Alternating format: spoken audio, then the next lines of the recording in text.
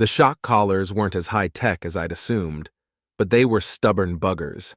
As far as I could tell in the dark, they were leather-like straps with electronic elements and a covered locking mechanism. They'd probably stand up to an animal scratching at them, and they might or might not shock us if we tried to take them off. Sure hope not, I thought, inspecting Zephyr's collar while he looked at mine.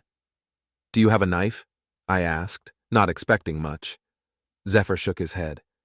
"No, they took everything, and I keep my claws manicured to a proper smooth point, so that's no good. You?" "Same. Either way, let's get moving in case they come back. I have an idea about where we might find something sharp." "Did you find garbage in the woods?" Zephyr asked, adjusting the night vision goggles that were much too big for his head. "Better than that," I said as I gathered up the gear. "Pretty sure I found where the smuggler ship crashed." "What?" That yelp would have woken half the forest if the animals weren't already scared off by the heavy artillery. He clamored for details. I told him what I'd seen, both in person and on the news, and we set out at our best pace toward that mysterious clearing. Zephyr would have led the way if he could. Poor guy could barely see out of the goggles, but he was ready. For what? That remained to be seen. Maybe to tear the ship apart by hand for therapy's sake. It'd probably make him feel better. Heck, I wouldn't say no to a little therapeutic damage myself, but that wasn't at the top of the list. "Assuming it's still there, the ship might have things we can use," I said, stepping over a log in the silent forest. "Tools to get the collars off, maybe even a communication system that can get us a rescue. Maybe weapons in case those smugglers show their faces again," Zephyr muttered. Then we reached a break in the tree canopy, and he brightened. "Is that it? That has to be it. Come on!" He hurried forward. "Wait!" I said urgently enough that he actually stopped. "The ship is invisible," I reminded him, "and probably damaged. If we go running in, we could run straight into a jagged piece of something." "Good point." Zephyr cast about and came up with a fallen branch. "Now let's go." He waved it in front of himself like a kid at a piñata party, stepping along at a more reasonable pace. I couldn't find a stick of my own, but I did still have the empty net launcher. I dug that out of the bag and followed. We edged forward this way, testing the air, listening for any signs of airships or animals. There were none, just green-tinted silence. Eventually, we reached the fallen trees and could get a better look at the imprint that the ship had left on the forest. "It must be right there," Zephyr said, waving his stick. "Right in the middle." I agreed. If it was anywhere, it would be there. We moved in more carefully, aware that there could easily be a broken wing in front of our faces. Zephyr started tossing things underhand: twigs, small rocks, messy handfuls of mud. I was looking for rocks so I could show him up by throwing overhand with my long human arms when he yelped in surprise. "I threw a stick right there," he said, pointing with both left arms. "It just stopped at the peak of its arc and fell instantly. No sound whatsoever." He scrambled to throw another. I saw it this time. It was exactly like he'd said. The stick stopped dead, its momentum canceled by contact with the ship. Without so much as a tap, it dropped to disappear among the tree trunks. "Okay then." Wanting to keep the net launcher, I scooped up some mud and flung it in the same direction. The mud hit and slid, not splattering like I'd expected. It did leave a brown smear hovering in midair, though. Zephyr laughed and grabbed up some mud of his own. Soon we had dark streaks outlining the side of an invisible spaceship, nestled among the fallen trees at something of an angle. Then I threw one mud ball that disappeared. "Hey, I think I found a door." "Where?" Zephyr demanded. I pointed, threw more mud, then followed the eager little turtledillo as he scrambled across the tree trunks with stick in hand. I held the net launcher out in front of me. Zephyr grabbed a leafy branch and pressed it to the invisible surface next to a mud streak. The leaves rustled as they compressed. I caught up and tapped the net launcher against the ship. Tried to, anyway. It stopped suddenly in the strangest way. Zephyr turned his branch around and gave the area a mighty whack. The stick halted in midair, with no sound and no bounce back. The expression on Zephyr's face was a funny one. I reached out with apprehensive fingers to find a wall that felt smooth and slightly cold, but oddly undefined otherwise. I rapped my knuckles on it. Silence, and my hand didn't bounce. So weird. My whole arm was just suddenly still. Zephyr had finished marveling at the technology.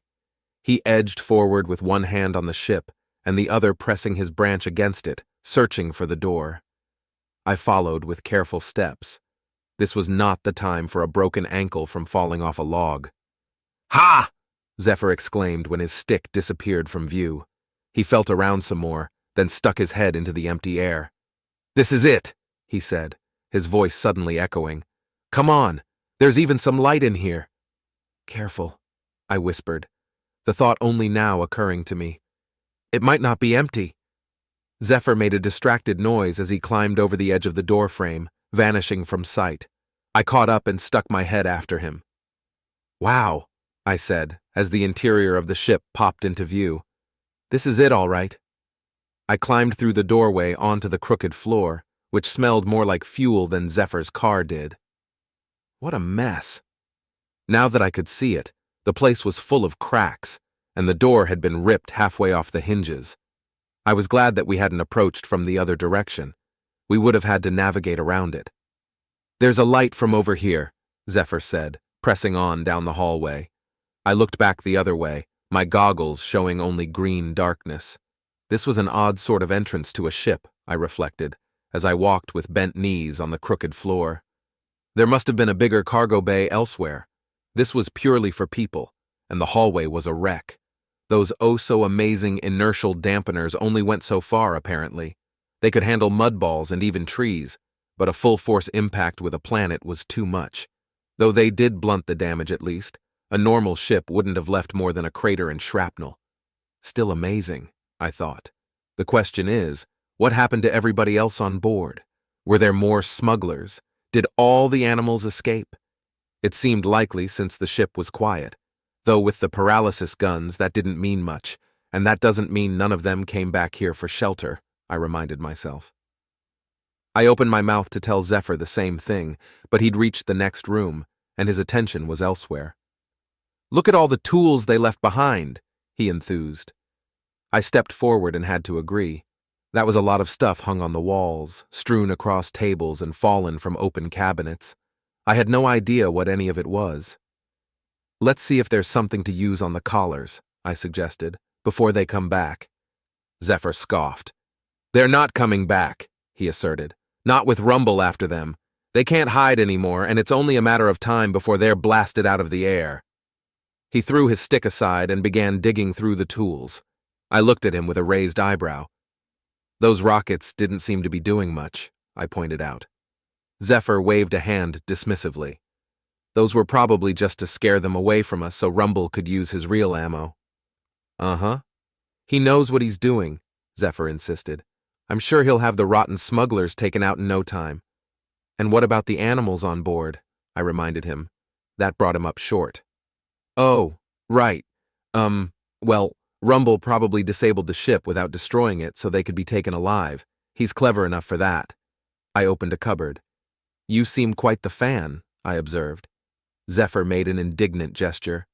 "He was nice," he exclaimed. "A man of integrity, despite operating on the shady side of things. I'm sure he's valuable to have as a friend. And that voice, I laughed. "Zephyr, do you have a crush on the man with the illegal business?" "No," he protested in a high voice. "I'm reasonably impressed, that's all. As I said, he was very nice. And very much hitting on you. He was a gentleman and complimentary," Zephyr sputtered, "and hardly a criminal, as I said. Just someone with a niche and dubious business, which he is interested in protecting from incursions by villainous smugglers who surely have a vast network of resources to draw upon. Rumble is to be commended for standing up to the likes of them." I chuckled and left it at that. I hadn't realized earlier that Zephyr was actually tempted by Rumble's offer. Somehow I got the feeling that the deep-voiced Turtledillo would be amused by the little accountant's infatuation. "Aha!" Zephyr exclaimed, pulling free a pair of shears. "These look promising." They did. They also looked like they were built more for humanoid hands than mantis pinchers, or even the little wrist talons. I made a note to be prepared for other species among the smugglers. "Let me try them first," I suggested. "Are you sure?" Zephyr asked, clinging to his prize. "I'm good with scissors too, you know." Ah, but have you freed panicky animals from things that they've tangled themselves up in? Repeatedly while being a panicky animal yourself? He had to admit that he didn't have that exact type of experience, and he handed over the shears. Then he let me use them on his collar, since we didn't have a mirror around for me to use them on myself. I rotated the collar, looking for the least dangerous-looking place to cut, and finally settled on an area near the latch. Being extra special careful after the little speech I'd just given, I slid the shears into place, held the material away from his neck as best I could, and sliced through it in one clean go. Huh, that was easy. I let Zephyr cut mine off. It was just as easy that time. Zephyr ceremoniously flung the collars against the far wall, then set about searching for anything he might want to keep. I did the same. Some of this stuff looked useful, and we didn't know how long we'd be out on our own. Assuming no rescuers appeared, the walk back to town promised to take hours at best. "Did you hear that?" I asked after a muffled thud. "No?" Zephyr said, arms full of things. "Maybe we should search the ship," I suggested, not wholeheartedly liking the idea myself. It could have been just a broken bit falling off, or not. Zephyr put down his armload and selected two things. They looked like a taser and a flashlight, though these were shaped weird for pinchers to hold. Lucky for us, fingers could hold them too. I traded the bag of useless gear for a taser and light of my own, then led the way. We still wore our night vision goggles and didn't need the flashlights yet, but if we met any hostile animals whose eyes were adjusted to the dark, it might give us a moment's advantage. There were 3 doors to this room, including the one we'd entered from. Cautious peeks through both of the others showed similarly dark areas. Zephyr spun in place and randomly pointed left, so left we went. We found a kind of conference room, an alien bathroom, and a ransacked kitchen. Here we stopped, less concerned with animals as we were with the fact that it was nearly dawn and we were hungry. Most of the food was either spilled, spoiled, or so alien that I couldn't make heads or tails of it. But some was recognizable to one or the other of us, and we managed to cobble together a meal. It was, in my professional opinion, super gross. Almond butter on fish jerky kind of gross. But it was food. Then, finally realizing how tired we were, we made the executive decision to hole up here for what remained of the night. It was a long walk to the woodlands border. Goggles or not, it would be easier to find our way back to civilization in the morning. And the forest was dangerous now that we didn't have an invisible spaceship following us around. Zephyr was particularly worried about large predators that I'd never seen in person. We hadn't heard any other suspicious noises, though that didn't mean much. After checking the room for hidden critters, we barricaded the doors with tables and set about gathering hand towels to use as pillows and an attempt at blankets. I took off my goggles, loosened my braid, and was asleep before Zephyr finished settling into place.